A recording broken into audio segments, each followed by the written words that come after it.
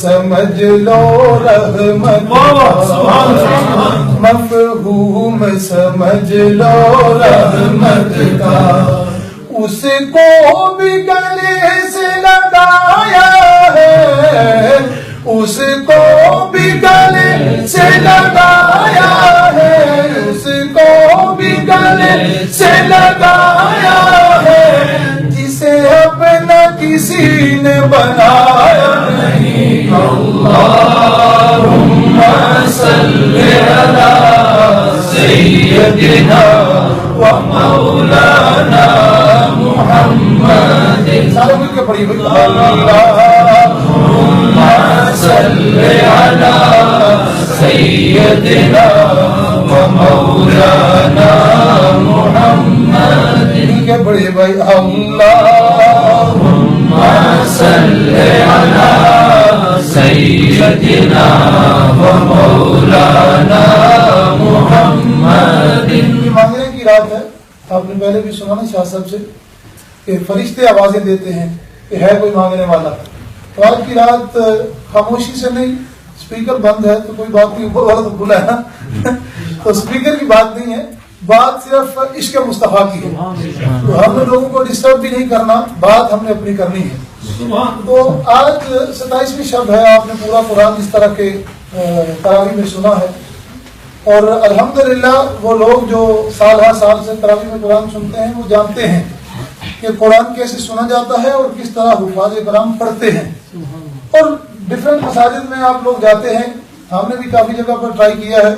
الحمدللہ میرا تو یہ ماننا ہے اور میں یہ جانتا ہوں کہ قرآن اگر آپ نے کسی سے سننا ہے، کسی سے سنا ہے، میں نے کافی ساری مساجد میں پچھلے سال بھی جا کر ڈفرینٹ مساجد میں بلیک بن کے اندر قرآن پاک سنا، تراویح کے اندر 1-2 دن گیا، لیکن خدا جانتا ہے کہ جو میں یہ نہیں کہ میرے بھائی ان لوگوں کی تعریف کر رہا ہوں،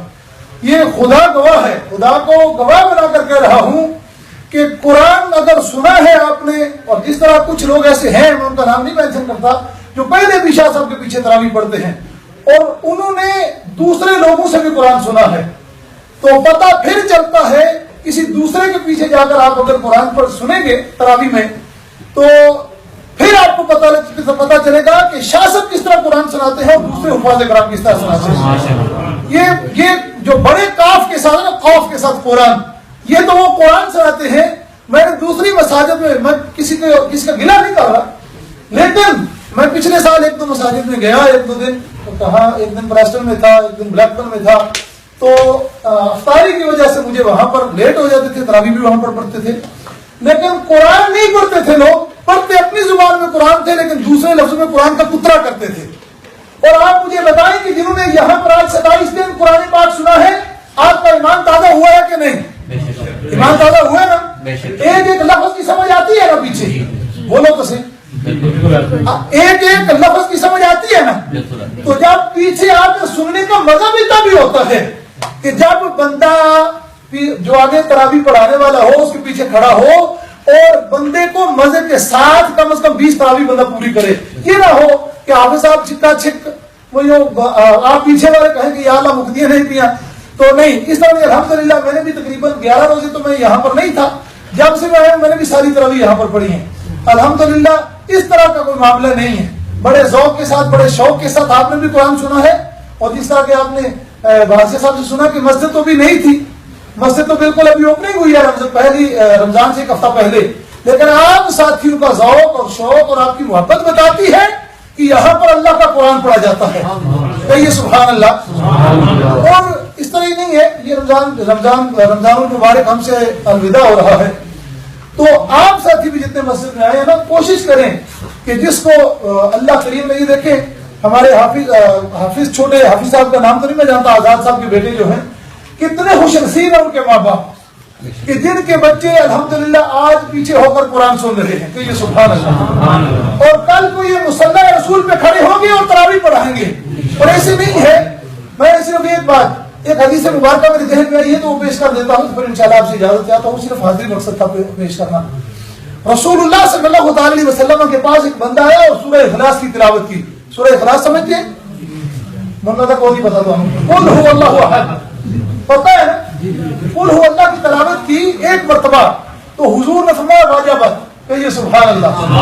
سارے بولیے تو سبحان اللہ، واجبت۔ حضرت ابو ہریرہ رضی اللہ تعالیٰ عنہ حضور علیہ الصلوۃ والسلام کے پاس کھڑے تھے، تو حضرت ابو ہریرہ فرماتے ہیں فقلت ما واجبت یا رسول اللہ صلی اللہ علیہ وسلم، یا رسول اللہ بتائیے کیا واجب ہو گیا؟ تو امام الانبیاء سمر تاجدار کل عالم کے مختار سید الابرار جناب احمد مجتبی حضرت محمد رسول اللہ صلی اللہ علیہ وسلم فرماتے ہیں اے ابو ہریرہ سن لو، جس نے ایک مرتبہ سورہ اخلاص کی تلاوت کی میں نے اس کو جنت اس کے اوپر واجب کر دی، میں نے اس کو خوشخبری سنا دی، کیا کہ اس کے اوپر جنت واجب ہوگی۔ ایک مرتبہ جو سورہ اخلاص تلاوت کرتا ہے رب تعالیٰ اس کو جنت عطا کر دیتا ہے، تو پھر بتائیے کہ جو پورا قرآن تراویح میں سنائے گا اس کی کیا شان ہوگی۔ اور جس کا بیٹا نہیں تو رسول اللہ کا فرمان ہے، ایک بات یہ میں کمپلیٹ کر دیتا ہوں۔ حضرت عیسیٰ علیہ السلام ایک قبر کے پاس ان کا گزر ہو رہا تھا، حضرت عیسیٰ علیہ السلام کا، تو کہتے ہیں کہ جب میں قبر والے کے پاس سے گزرا تو قبر والے کو عذاب ہو رہا تھا۔ بات توجہ سے سنیے گا آج کی رات کو ذہن میں رکھ کر، کہ کہتے ہیں قبر والے کے پاس سے گزرا تو قبر والے کو کیا ہو رہا تھا، کیا ہو رہا تھا بولیے؟ اللہ کے نبی تھے تو انہوں نے اپنی نگاہ نبوت سے دیکھ لیا قبر والے کو عذاب ہو رہا ہے، تو کہتے ہیں تھوڑا آگے بڑھے، وضو کر کے واپس لوٹے، تو کہتے ہیں کہ میں نے دیکھا کہ وہ جس بندے کو قبر کے اندر عذاب ہو رہا تھا واپس لوٹتے ہیں، تو کہتے ہیں میں نے دیکھا کہ اسی قبر والے کو اسی قبر کے اوپر اس بندے کی قبر کے اوپر اللہ کی رحمت برس رہی ہے۔ بولیے سبحان اللہ۔ تھوڑی دیر پہلے عذاب، اے اللہ کے نبی پتا تو چلے، تھوڑی دیر پہلے عذاب تھا اور آپ انوار و تجلیات کی بارش اللہ کی بارگاہ میں ہاتھ اٹھاتے ہیں، کہتے ہیں مالک بتا تو صحیح نا کہ تھوڑی دیر پہلے اس کو عذاب ہو رہا تھا اور اب اس کی قبر کے اوپر تیری رحمتیں برس رہی ہے، مالک ماجرا کیا ہے، بات کیا ہے؟ تو جب اللہ کی بارگاہ میں یہ عرض کرتے ہیں نا تو خالق کی کائنات فرماتے ہیں عیسیٰ پیغمبر یہ بندہ جب مرا تھا اس وقت اس کی بیوی حاملہ تھی، اس وقت اس کی بیوی کے پیٹ کے اندر بچہ تھا اور وہ بچہ پیدا ہوا، آج پہلے دن اس نے مسجد کے اندر جا کے مدرسے کے اندر جا کر بسم اللہ الرحمن الرحیم پڑھا، اور مجھے اور میں نے گوارا نہ کیا کہ جس کا بچہ زمین کے اوپر آج میرے نام کی مالا جپ رہا ہے میں قبر کے اندر اس کو عذاب کیسے دوں۔ سبحان اللہ۔ جو مر گیا ابھی بچہ پیدا نہیں ہوا تھا، بعد میں پیدا ہوا اور پھر بعد میں وہ مدرسہ کے اندر گیا اور اس نے بسم اللہ الرحمن الرحیم پہلی مرتبہ پڑھا اور رب تعالیٰ نے اس کی ایک مرتبہ بسم اللہ الرحمن الرحیم پڑھنے کی وجہ سے خالق کائنات نے اس کے گناہوں کو معاف کر دیا اور اس کی قبر کے اوپر انوار و تجلیات کی بارش کر دی۔ رسول اللہ صلی اللہ تعالی علیہ وسلم فرماتے ہیں من قرأ القرآن وآمن بما فیہ علبس وارضہ داری یوم القیامت ضوءہ احسن من ضوء الشمس۔ حدیث پاک ہے، رسول اللہ فرماتے ہیں لوگوں کہ جس نے قرآن پڑھا وہ عمل بما فیہ اور اس کے اوپر عمل کیا، تو سرکار فرماتے ہیں کہ جب محشر کا میدان ہوگا والداہ تاج یوم القیامت، تو حضور فرماتے ہیں کہ قیامت والے دن اس کے ماں باپ کے سروں کے اوپر خوبصورت تاج سجے ہوئے ہوں۔ سبحان اللہ۔ بولیے نا سبحان اللہ۔ والداہ تاج یوم القیامت، اس کے ماں باپ کے چہرے چمک رہے ہوں گے، بہت خوبصورت تاج ہوں گے، ضوءہ اکثر من ضوء الشمس، پھر بلکہ یہاں تک فرمایا حضور نے فرمایا جس طرح سورج کی روشنی چمکتی ہے نا، آپ کو پتہ ہے جب سورج نکلتا ہے تو لائٹیں بند ہو جاتی ہیں،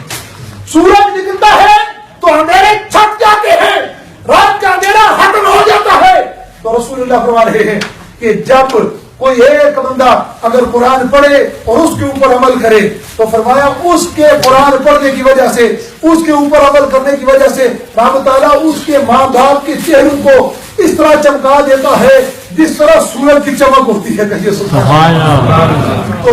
کتنے خوش نصیب ہیں، میں کہتا ہوں جس نے قرآن پڑھا اور جس کے قرآن پڑھنے کی وجہ سے اس کے ماں باپ کی یہ شان اللہ کریم بنا رہا ہے تو پھر اس قرآن پڑھنے والے کی کیا شان ہو. اللہ کریم ہماری حاضری کو قبول فرمائے. بس کوشش کرے ہر بندہ اپنے بیٹے کو قرآن کا حافظ بنائے. ایک بیٹے کو ضرور قرآن کا حافظ بنائے, دین کے لیے ضرور وقف کریں. اللہ کریم میری اور آپ کی حاضری کو قبول فرمائے.